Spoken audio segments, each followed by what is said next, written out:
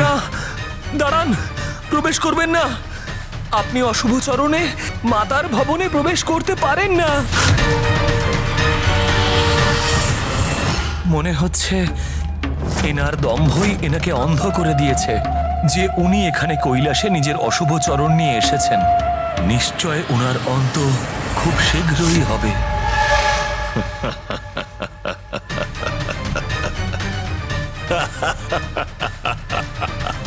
বিনাশ হবে এই দুষ্টের, সর্বনাশ হবে।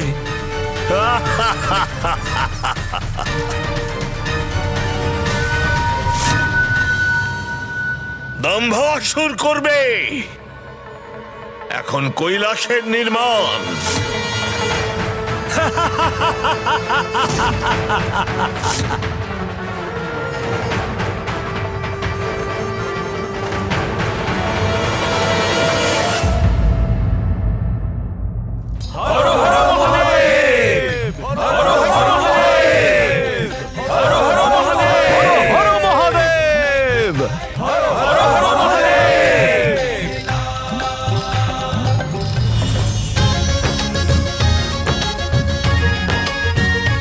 এবার আমাদের কৈলাসে ফিরে যাওয়া আর এই পুণ্যস্থান ছেড়ে যাওয়ার সময় এসেছে উমা।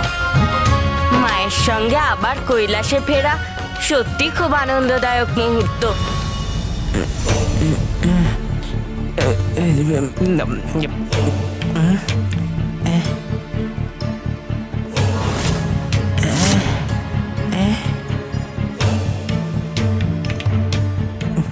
আমাকে এক্ষুনি গিয়ে মহাদেবকে এই সংবাদটা দিতে হবে।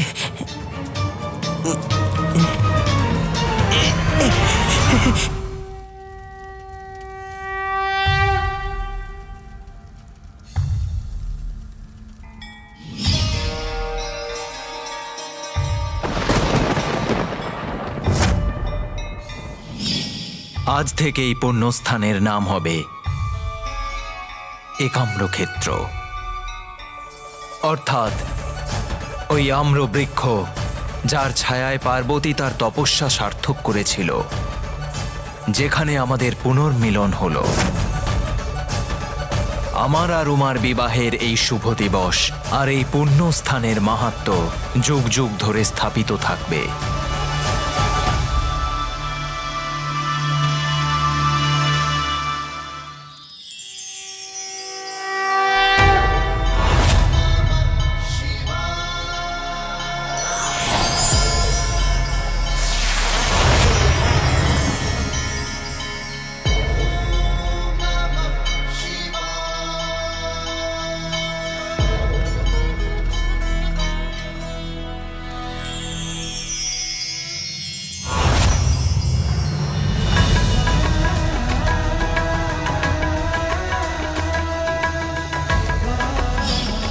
এখানে অবস্থিত যেই শিবলিঙ্গের উপাসনা করে উমা আমাকে প্রসন্ন করেছিল, তা ভবিষ্যতে একাম্রবরেশ্বর শিবলিঙ্গ নামে প্রতিষ্ঠিত হবে।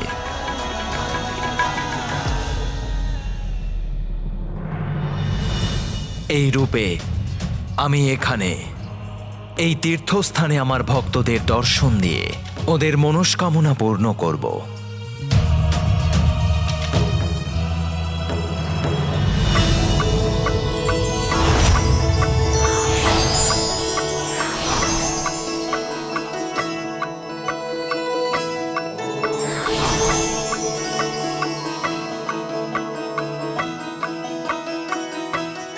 মহাদেব স্বয়ং নিজেকে এখানে একাম্র বরেশ্বর নামে স্থাপনা করতে চাইছেন, তাই আমি আপনাদের সকলকে এখানে বিদ্যমান হওয়ার জন্য অনুরোধ করছি।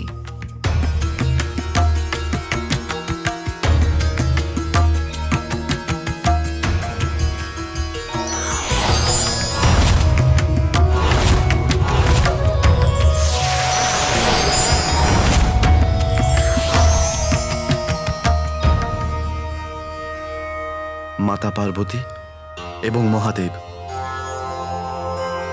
এ আমাদের সৌভাগ্য যে এই দিব্য বিবাহের সাক্ষী হতে আপনি আমাদেরকে সাহায্য করেছেন এবং এই পবিত্র স্থানে আপনি এখানে স্থাপিত হবার অবসর দিয়ে আপনি আমাদের উপর পুনরায় কৃপা করেছেন।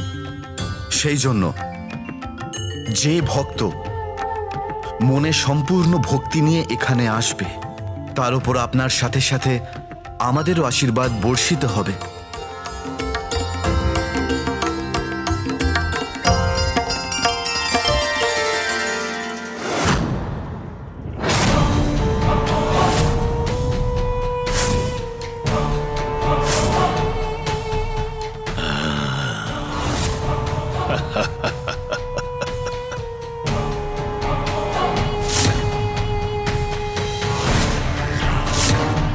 তো এই হলো সেই স্থান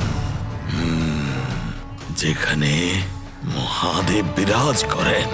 এখন তা আমার মুষ্টিতে। মহাদেব অনেক বিরাজ করেছেন এখানে। এবার আমার পালা। এখন কৈলাসের ওপর আমার অধিকার। আমার অধিকার এখন ভগবানের এই নিবাসে বাস করবে। আমরা অসুররা, আর আজ থেকে আমরাই এখানের ভগবান, যারা করবে অসুর সাম্রাজ্যের বিস্তার এই কৈলাস থেকে। কৈলাস রাজ দম্ভাসুরের জয়! কৈলাস অধিপতি দম্ভাসুরের জয়! মানতম অসুর দম্ভাসুরের জয়!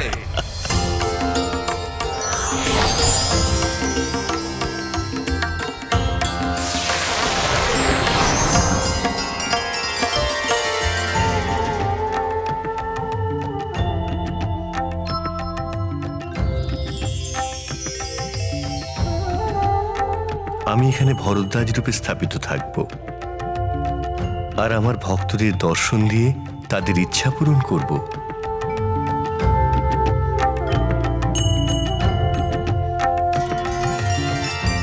পুত্র গণেশ, পুত্র কার্তিক, তোমাদের দুজনেরও এখানে উপস্থিত থাকাটা প্রয়োজনীয়।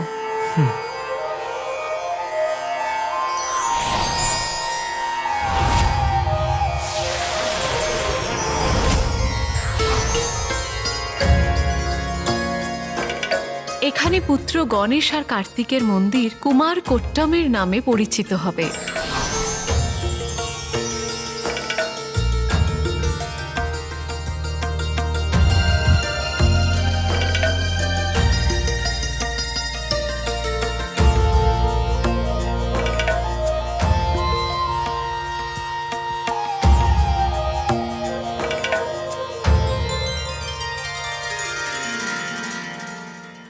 এবারে একাম্র বরেশ্বর মন্দির পূর্ণরূপে স্থাপিত হলো। না মা, বিশেষ কিছু অবশিষ্ট রয়ে গিয়েছে। মা, আমাদের এখানে থাকার কারণ কেবল তুমি। তোমার ঘোর তপস্যার কারণে এটি সম্ভব হয়েছে। তাই তোমার অবস্থান ছাড়া এই মন্দির অসম্পূর্ণই থেকে যাবে। গণেশ একেবারেই ঠিক বলছে উমা। তোমার উপস্থিতি ছাড়া এই দিব্যভূমি তার পূর্ণতা থেকে বঞ্চিত থেকে যাবে। তাই এই স্থানে তোমার দিব্যর স্থিতি হওয়া অতি আবশ্যক।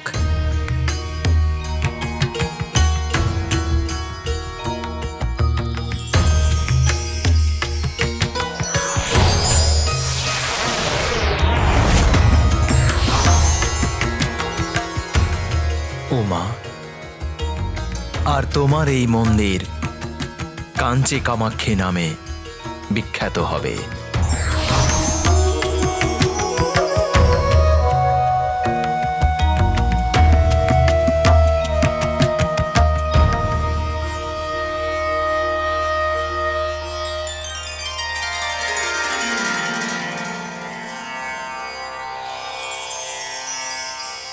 আর আমরা সকলেই এখানে আংশিক রূপে বিদ্যমান থাকব।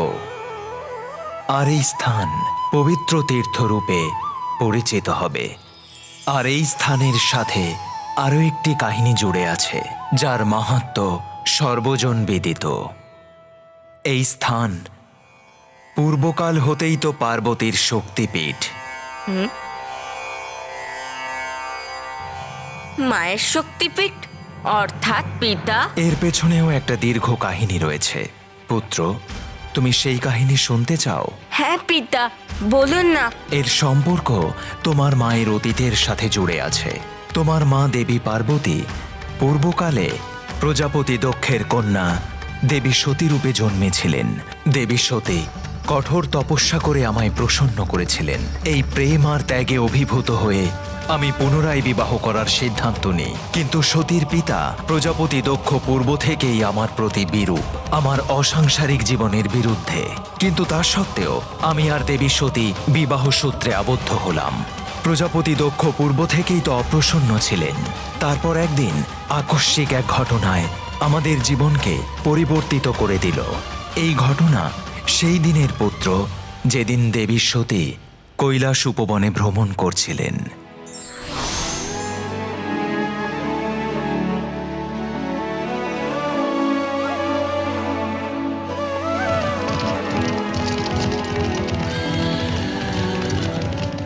কার রথের ধ্বনি ভেসে আসছে?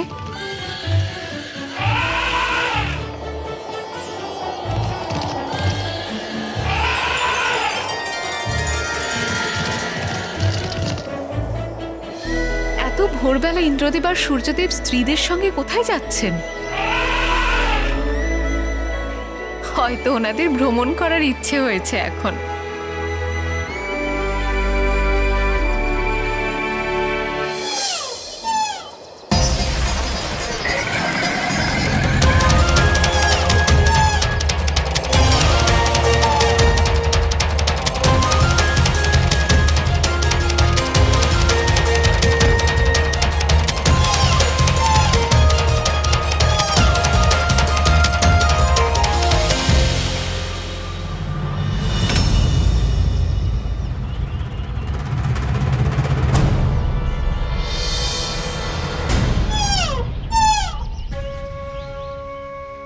দেবী রোহিণী আমাকে দেখেও কেন না দেখার ভান করলেন?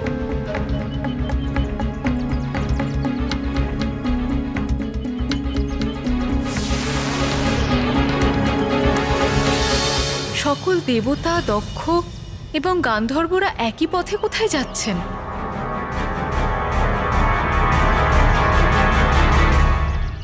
নন্দী মশাই, আজ কি কোনো দিব্য উৎসবের আয়োজন করা হচ্ছে যেখানে সবাই যাচ্ছে? সত্য কিভাবে বলি মাতা, আর অসত্য কথা যে আমি বলতে পারি না।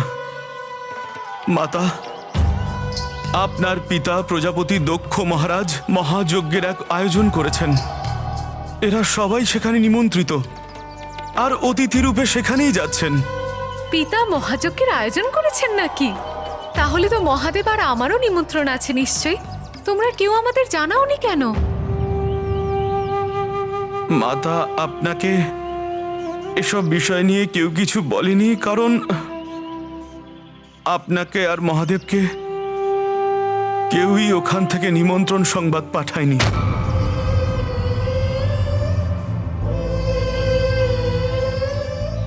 হ্যাঁ, তাহলে তো ঠিকই আছে। পিতার কাছে নিজের কন্যা যাবে, তার জন্য আবার নিমন্ত্রণ পত্রের কি প্রয়োজন?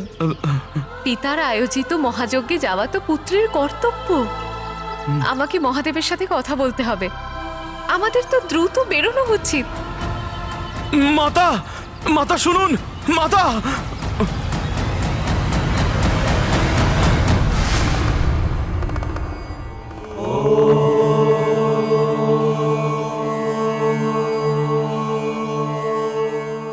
স্বামী, স্বামী, আজ পিতা মহাযজ্ঞের আয়োজন করেছেন, আমাদের ওখানে যাওয়া উচিত। না সতী, বিনা নিমন্ত্রণে কোথাও যাওয়া অত্যন্ত অন্যায়। তোমার পিতা আমার বিরুদ্ধে, তাই আমি তার জামাতা হওয়া সত্ত্বেও তিনি আমাকে নিমন্ত্রণ করেননি। আর যেখানে তোমার নিমন্ত্রণ নেই সেখানে যাওয়া অনুচিত। ওমা, আর উচিত এটাই যে উনি ওনার যজ্ঞ যেন শান্তিপূর্ণভাবে করতে পারেন। আমার পিতার বাসস্থান আমারও বাসস্থান, আর সেখানে যাওয়ার জন্য নিমন্ত্রণ আশা করা এটা তো অনুচিত আর অনাবশ্যক। স্বামী, পিতার মহাযজ্ঞে সকলে উপস্থিত হবেন। ওই বিশাল সভায় সকলের সাথে আলাপ আলোচনা করার আনন্দ পাবো আমরা। সেই জন্য আমার আপনার কাছে নিবেদন, আপনিও চলুন আমার সাথে। সতী, যে বিনা নিমন্ত্রণে কোথাও যায় সে অনাদরের পাত্র হয়। এই অনাদর মৃত্যুর চেয়েও অধিক কষ্টদায়ী হয়ে ওঠে। অনাদর কেন বলছেন স্বামী? আমার পিতার সকল সন্তানদের মধ্যে সর্বাধিক প্রিয় তো আমি। আপনি ওনাকে না বুঝেই অভিমান করছেন। এটাও সম্ভব যে নিমন্ত্রণ পত্র পাননি বলে আপনি সেটাকে অনাদর ভাবছেন? সতী, আমি তোমার পতি, আর তোমায় বোঝানো আমার কর্তব্য। ওই যজ্ঞতে আমাদের উপস্থিতি যদি উনি না চান, তাহলে আমাদেরও তোমার পিতার ইচ্ছের মান রাখা উচিত। আমার পিতার ইচ্ছে স্বামী? হ্যাঁ, আমাদের ওখানে দেখলে উনি ক্রোধান্বিত হয়ে পড়বেন, আর এর ফলে যজ্ঞ অসফল হতে পারে। স্বামী, এটাও তো হতে পারে যে উনি আমাদের এই জন্য নিমন্ত্রণ পাঠাননি কারণ উনি জানেন যে আপনি ওনাকে কতটা ঘৃণা করেন। সেই কারণেই আমি সর্বদা তোমার পিতার কাছে অপ্রিয়, কিন্তু তারপরেও তুমি আমায় বিবাহ করেছ। যে বিবাহকে স্বীকার করার জন্য ব্রহ্মদেব ওনাকে বাধ্য করেছিলেন, আর এই কারণে উনি আজও ব্যথিত। তাই শুধুমাত্র তিনি আমায় নয়, তোমার ওপরও ক্রোধান্বিত। আপনাদের পরস্পরের মতবিরোধের প্রভাব আমি কিছুতেই নিজের ওপর পড়তে দেব না। চলুন না স্বামী, আমাদের যাওয়া উচিত। সতী, ইচ্ছে যখন জেদের রূপ নেয় তখন তার পরিণাম বিনাশকারী হয়ে ওঠে। জেদ আমি নই, আপনি করছেন স্বামী। পুত্রী তার পিতার কাছে যাবে তা কখনোই বিনাশকারী হতে পারে না।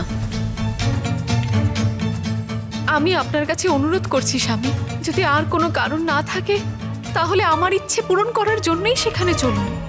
সতী, যেহেতু তুমি যাওয়ার জন্য মনস্থির করেছ, তাই আমি তোমায় বাধা দেব না, কিন্তু তারপরেও আমি কখনো তোমার সাথে যাব না। এক্ষুনি আপনি বললেন যে জেদ করা উচিত নয়, আর এখন আপনি নিজের জেদ কিছুতেই ছাড়ছেন না।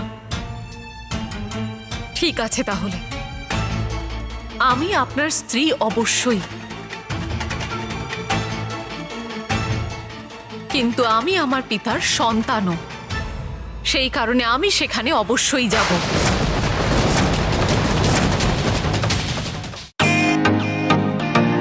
Welcome to Beaton world. How may I assist you?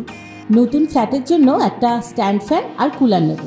এই পচা গরম থেকে একটু স্বস্তি চাই। বাজার চলতে সব ব্র্যান্ড আর ভরসাযোগ্য নয়।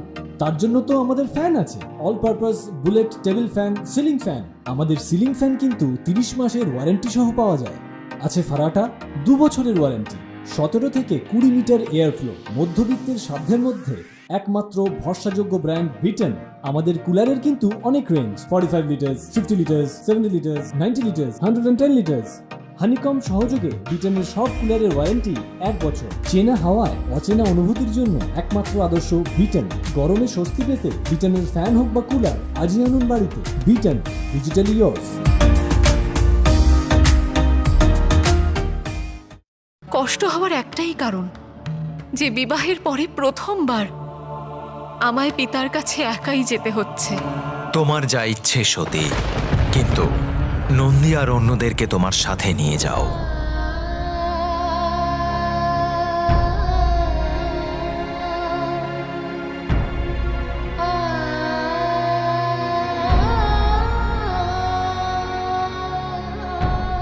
আরো একবার ভেবে দেখুন প্রভু। আমার এই সিদ্ধান্ত গ্রহণের পরে বিচার করার আর কিছুই নেই সতী। ওখানে যাই হোক, তোমার ধৈর্য হারিয়ে ফেলো না। আপনার এই সংশয়ের কারণ তো আমি বুঝতেই পারছি না। ওখানে কিছু অনুচিত হবে তার বিন্দুমাত্র কোনো সম্ভাবনা নেই না তো?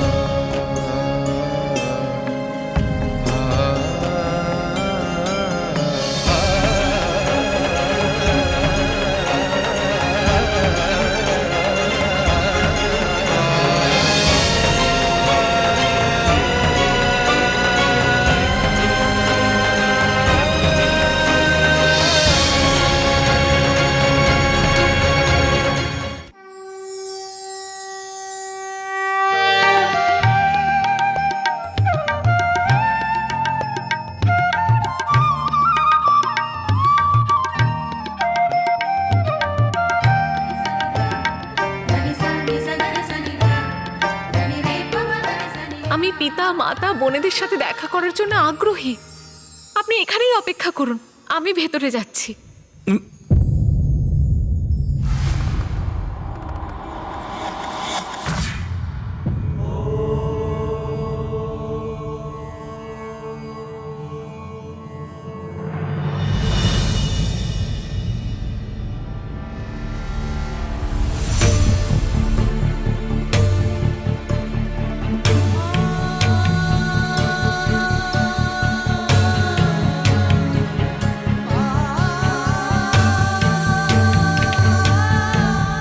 মা, সতী, সতীর এখানে আসাতে কোনো অনর্থ না ঘটে যায়।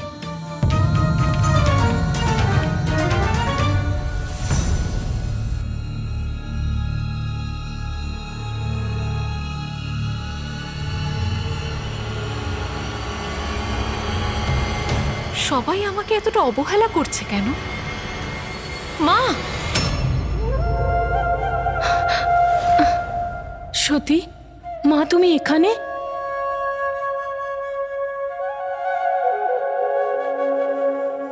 মা, পিতা কোথায়?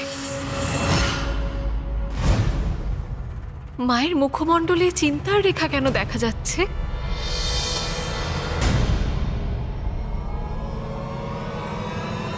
পিতা,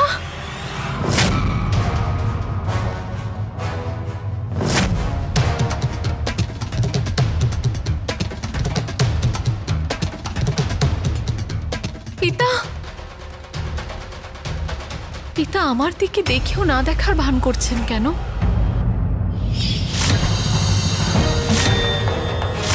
পিতাশ্রীর মুখেই চিন্তার ছায়া দেখে বোঝা যাচ্ছে এখানে কোনো অপ্রিয় ঘটনা ঘটেছিল।